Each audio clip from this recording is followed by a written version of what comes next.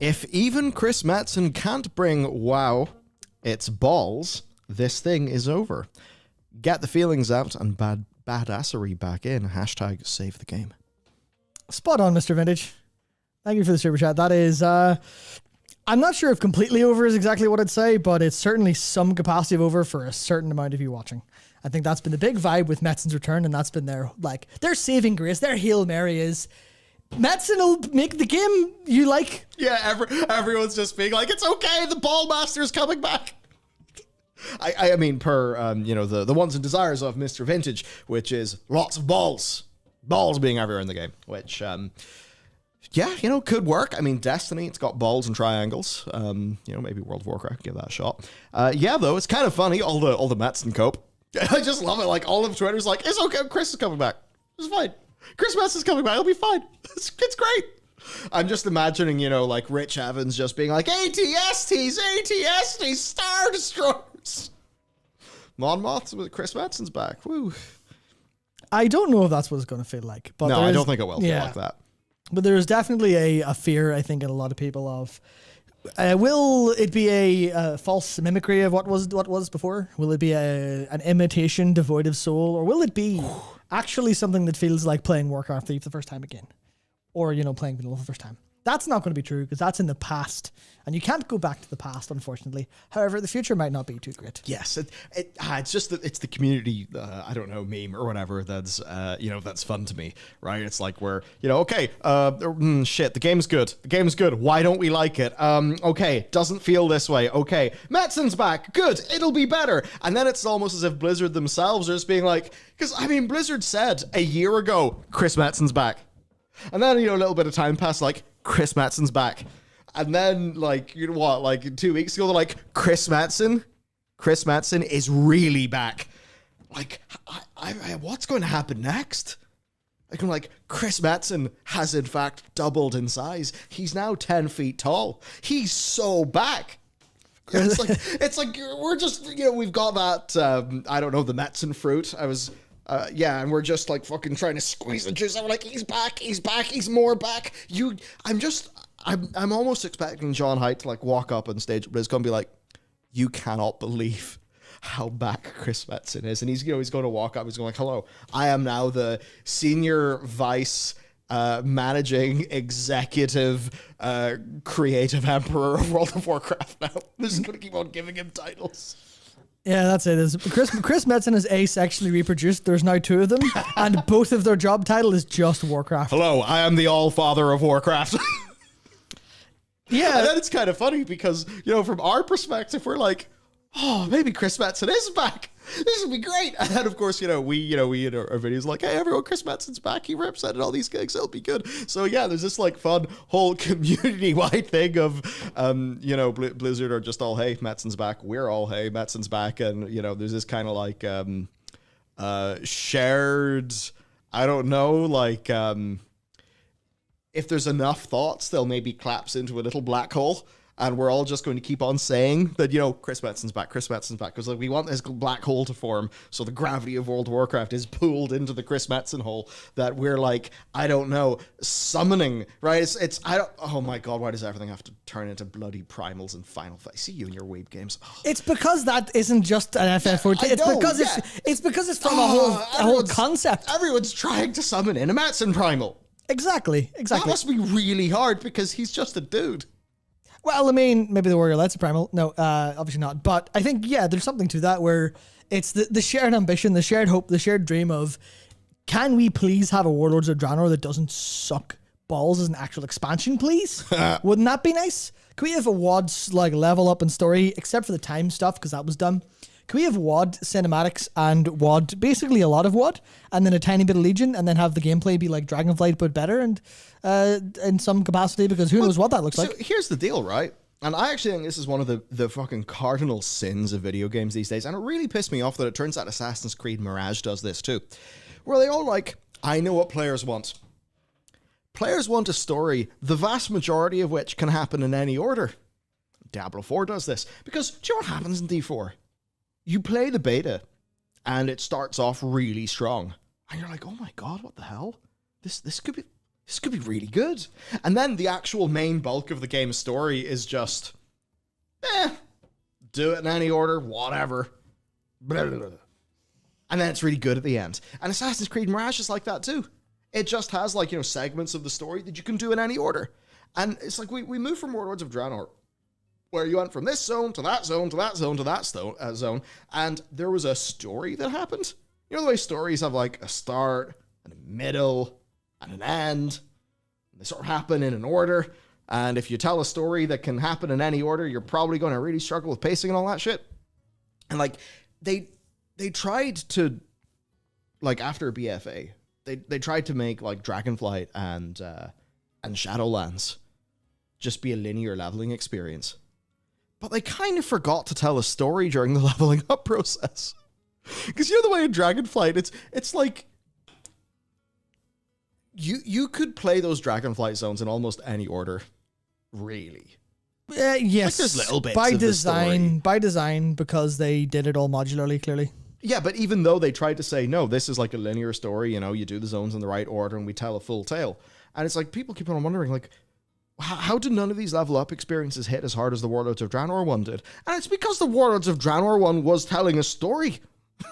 It wasn't just having things happen in any order. It was like, nope, we meet these characters here. Their stories get developed here. There's a big culmination of shit here as, you move through the zones and you follow your Rels and Duratans and everyone. And it worked really well. So I don't know, like I just prepared in my head because you brought up Warlords of Draenor. Warlords is in a lot of people's head recently, Yeah. because it was definitely like Legion had its ups and had its downs, but Warlords of Draenor was the last time that World of Warcraft as a like creative product felt like it had a fixed, solid direction the whole way through. Legion wasn't too bad for it, but it certainly had some downsides. But between like Pandaria and WoD, that was like another upswing in World of Warcraft storytelling and enjoyment that people really had with it. It's just a frustration that the production cycle of Warlords and the, I guess, genuine mistake of, hey, we gave away a raid tier for the garrisons and we made a fucking dumbass joke about it, and also we kind of removed the middle out of Yrill's storytelling. Sorry about that. You know the way she like has different armor and literally levels up as you go through, and she has this incredible character arc, and then we lost the middle of it. It's just we slipped and it fell, and just like the people on the ground with the spilled food. It's just like that. Like, sorry, we've just dropped the middle of the story. Sorry about that. It's like, why does a bunch of URL stuff feel like kind of forced and unearned? Because they cut the bit where she earned it. Because there's supposed to be a Shatrath raid tier, which, like, that is pretty much straight up facts. I mean, actually, they did have a Shatrath raid in one of their BlizzCon maps, but, like, multiple of us have heard from multiple people. Like, basically everybody knows there was, like, a full, patch cut from that expansion. Now, on the whole topic of everyone being like, it's okay, the Metzen will return, it will be fine. Dabuda said, thank you for the super chat. I really don't care about the fact that Metzen is back. I hope he can make me excited for the game again, but when I heard the news, I felt nothing. And, I mean, that's really the thing. Apathy is, apathy is the thing that's going to be the most damaging. And, when that happens, like, when you don't feel as a response to this new information, that just shows that, like, a little bit of your illogical emotional connection to the game, which, the word fan, think of, like, the etymology of that word, whenever you get excited for a game, that's not supposed to be a logical decision because you've sat there and analyzed the game and decided, like, the balance of the pros and the cons, I'm excited about this game. That is not how selling things works. That's not how getting excited in a game works. That is a manifestation of, like, the modern internet. Like, defeat in detail is the standard. Everything's analyzed. But the thing that should happen if you're really excited about something is you don't care about any of that because, you hear that bit of news, you see whatever the new thing is, and you're just excited. You haven't actually had to think about why you're excited. You just know you are. Yeah, that's like...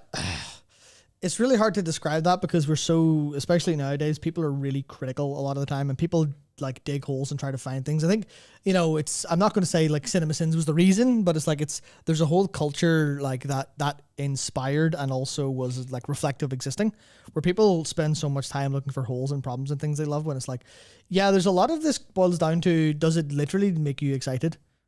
And if it does, then that's kind of all it needs to do in a bunch of ways, even if it's not that good.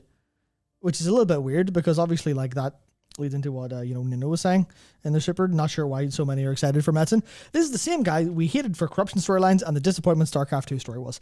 StarCraft 2 story aside, because I know that was a bit weird in a bunch of ways, but it's not my exact forte. The whole corruption thing is very much... It definitely got a little bit overused at times, especially when you look at like how it kind of felt with Deathwing in a bunch of ways, how sometimes the corruption comes out of left field and you're like, well, that didn't make any sense. But the strongest stuff, and we kind of have to, or not have to, but some of it might be out of hope and some of it might be out of excitement. Some of it might be out of like, he's been gone for a while. So, a comeback tour is going to be your best, right? You're not going to come back and just play the half shit songs you did before you left, like, right? You're going to come back and play your best again. So in that case, I think the corruption stuff is very... Back in the early days, it was rooted in not just corruption for corruption's sake, but it had some truth in like the ideology of corruption and how people became corrupted and things like that.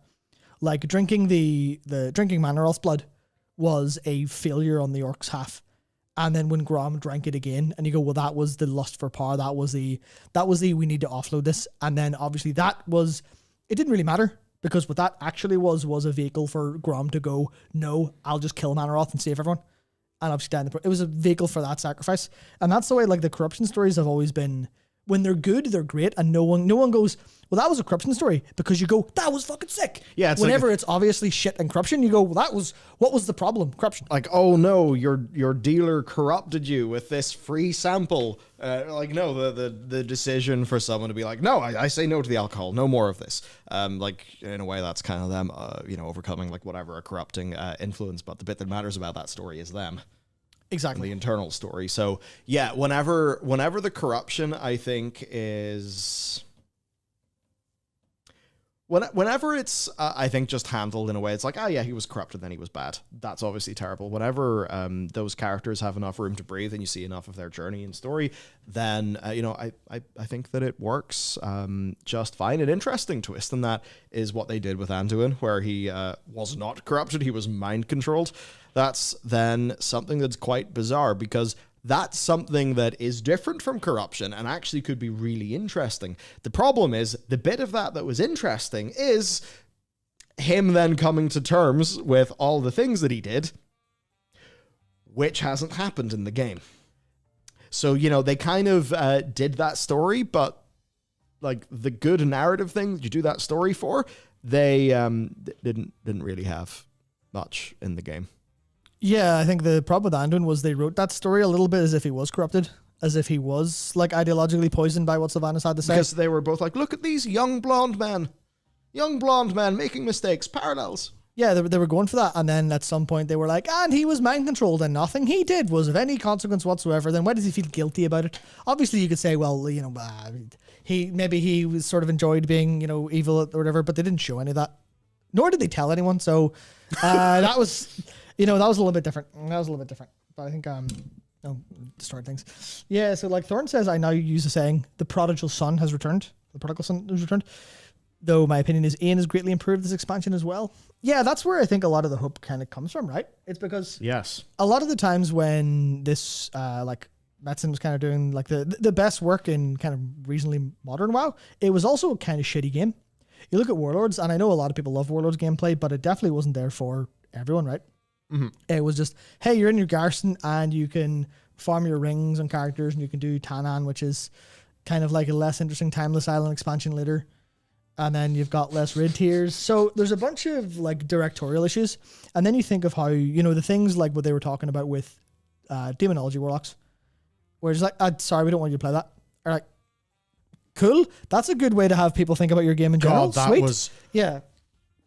There's times and you may not, so many people may not know that. It was back whenever Ian and Lore did the Q&A, the Q&A streams. And one of the questions someone submitted is like, Demonology Warlocks, why you gotta do this to us, man? And Ian's response is like, yeah, we don't want you to play them. Just remake them shit. Yeah, that's exactly what happened. And now the idea, like so funny. The idea that Thorne says, the opinion of Ian's greatly improved. Yeah, I feel that as well. I feel like it took a little while and it took a couple expansions of them like making mistakes and seeing what went right, what went wrong. But I think the entirety of the team from like a leadership perspective have clearly improved. substantially. It's just the one thing we've been saying throughout Dragonflight now is they've missed a hardcore creative direction, and that's it. Like, for all intents and purposes, the expectation is that that's what Metzen's there to bring, is to go, you guys don't have a creative director, and everyone's saying your creative direction is bad. What if we get a creative director, and then your creative direction will exist? Maybe that'll do something. Yeah, and that's like, it sounds so stupid. It sounds so obvious. It's like, what are you missing? This, we'll just go get it then. Yeah, it's but like, that's kind of what they did. What you need is like World of Warcraft, fuck the demon, as, you know, the big new exciting expansion. Instead of World of Warcraft, we're expanding on details. Yeah. Which is what sort of stuff ended up feeling like.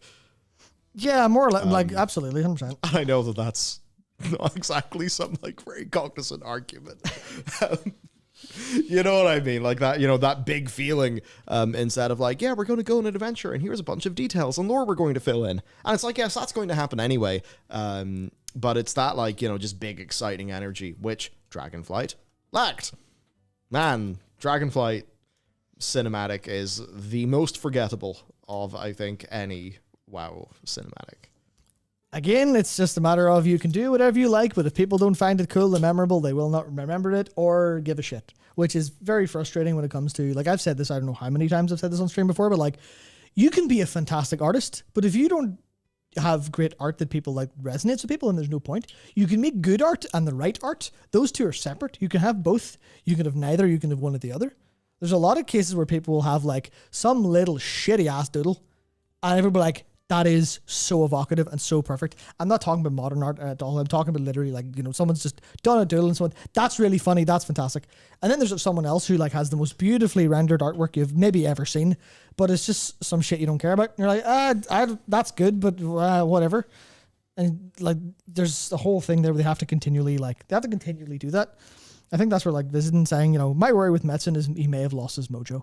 I think that's that's entirely like feasible, but considering he was away for a while and had like, you know, to be a little bit of a copium dealer for the storytelling side of this, I think there's definitely potential where, you know, Metzen took a break because he's burned out.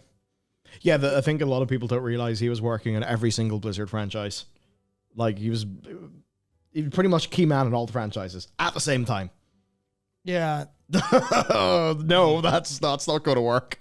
Yeah. Like, why was some of the StarCraft story a bit disappointing when he was simultaneously working on Titan and Diablo and World of Warcraft? Yeah, so like he was burned out. You can see that he let almost a little bit too much of himself into stories, and like that's not necessarily a bad thing, but it was pretty bad when you look at Cataclysm and you look at StarCraft 2 and you go, hang on, Metzen, are these just things that you are like really personally feeling and you're self-inserting and it doesn't vibe with your audience because you've changed a little bit? Well, that's interesting. But then he takes time away, and obviously he was working on his own stuff, which seems to have like just went pretty much fine. People really enjoyed it largely. The source books from Warchief, but then like, and that was a callback to like, I think it was like a bunch of campaigns he was running, like homebrew stuff in the like his teenage years and stuff that he was like elaborating on. So you kind of go, well, if you want to hop on the copium train and imagine it in a nice storytelling way, in like, you know, this is the classic narrative we're spinning here, but you know, Metzen goes off, he takes some time off, he sees his family, he goes works on something a little bit more casually, he gets to think about, okay, well, let's go back to my first inspirations, where was I inspired in my youth, and you filter through that and think through it, and then, you know, have all of the problems that seem to be like midlife crisis kind of problems that inspired Cataclysm and stuff, and they're long gone. So you imagine it could really well be like an absolute like return to form in a sense. Maybe not the exact same, maybe tempered a little bit more, because I know people have a lot of people have had fun bringing up a quote about his daughter asking him why the dragon aspects are wearing swimsuits, and him going, "Well, I knew then that something had to change." I know some people throw that around and go, "What do you? It's so over. It's so over. It's over forever. It's more over than it's ever been." But I think that's obviously completely hyperbolic, because you can have those really cool stories without having to go completely transport your mind back then.